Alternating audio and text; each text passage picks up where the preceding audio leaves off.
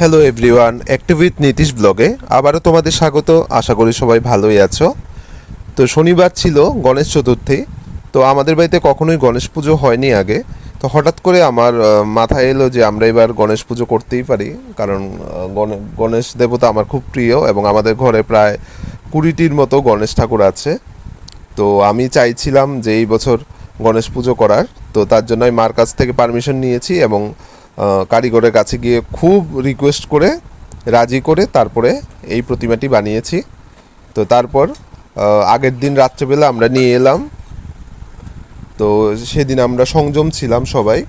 তো তারপরে ঠাকুরকে নিয়ে আসার পর মা ধূপকাঠি প্রদীপ এগুলি জ্বালিয়ে ঠাকুরকে বরণ করে নিচ্ছেন। তা আমার খুবই ভালো লাগছিল যে আমার মনের ইচ্ছেটা পূরণ হতে যাচ্ছে। তো আমরা কখনোই গণেশ পুজো করিনি, তো এটাই ছিল আমাদের ফার্স্ট টাইম গণেশ পুজো। তো এবং যে কারিগর বানিয়েছে ও খুব কষ্ট করে বানিয়েছে তাড়াতাড়ির মধ্যে।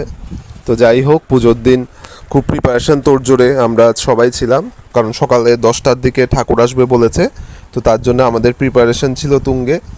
তো প্রথমে সকালবেলা কিছু ফুল, আমাদের বাড়িতে খুব একটা ফুল নেই, তো আমি আশপাশ থেকে কিছুটা ফুল অ্যারেঞ্জ করেছিলাম। তারপর আগের দিন বাজার করেছিলাম, ফল বাজার। তো সেগুলি ফলগুলি কেটে রেডি করা, তারপর ফুল রেডি করা, প্রত্যেকটা জিনিস আমরা সবাই মিলেই করছিলাম।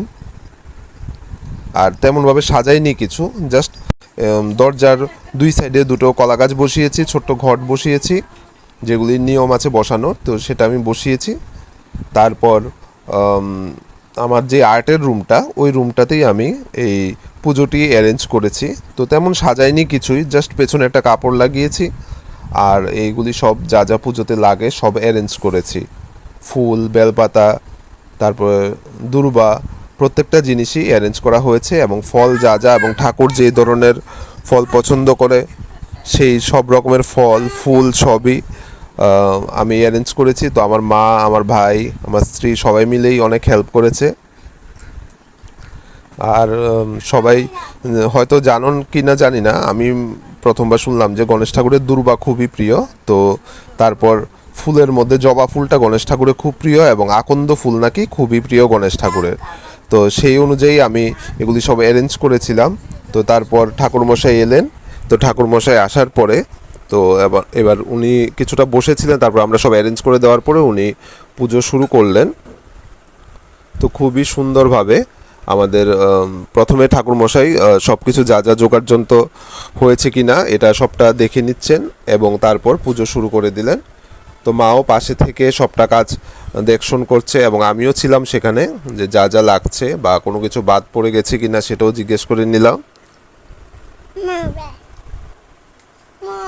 তো তারপর সুন্দরভাবেই পূজা শুরু হয়ে গেল। তো আমার খুবই ভালো লাগছিল যে এই বছর প্রথমবার আমাদের বাড়িতে গণেশ চতুর্থী পালন করা হচ্ছে। আমাদের এদিকে পাশেই রবীন্দ্র চৌমুহনীতেও একটি গণেশ পুজো হচ্ছে, এটা বাজারের সবাই মিলে করে। তো অন্যবার আমরা সেটা উপভোগ করি। তো এবছর আমার বাড়িতেই আমি গণপতিকে আনার চেষ্টা করেছি। তো উনি এলেন এবং পূজা সুন্দরভাবে আমরা সম্পন্ন করলাম। তো প্রথম অবস্থায় আমরা হয়তো অনেক ভুল ত্রুটি থাকতে পারে, তো সেটা কে উপেক্ষা করেই আমরা চেষ্টা করেছি যে সবটা পুজো যেন সুন্দরভাবে হয়, ভালোভাবে হয়। তো এটাই মানে গণপতির কাছে আমাদের প্রার্থনা যে আমাদের সংসারের প্রত্যেকের যেন ভালো হয় এবং সবাই যেন ভালো থাকে। তো পুজোর শেষের দিকে যজ্ঞও হয়েছিল এবং অঞ্জলিও হয়েছিল। তো যজ্ঞ তো খুবই সুন্দরভাবে হয়েছে এবং অঞ্জলি, যেহেতু আমরা উপোস ছিলাম ওই দিন সবাই, তো আমরা সবাই অঞ্জলিতে অংশগ্রহণ করেছি। আর অঞ্জলি না দিলে খুব একটা ভালো লাগে না, মনে যেমন পুজোটা অপূর্ণই রয়ে গেল আমাদের। তো তার জন্য আমরা অঞ্জলিটাও দেই।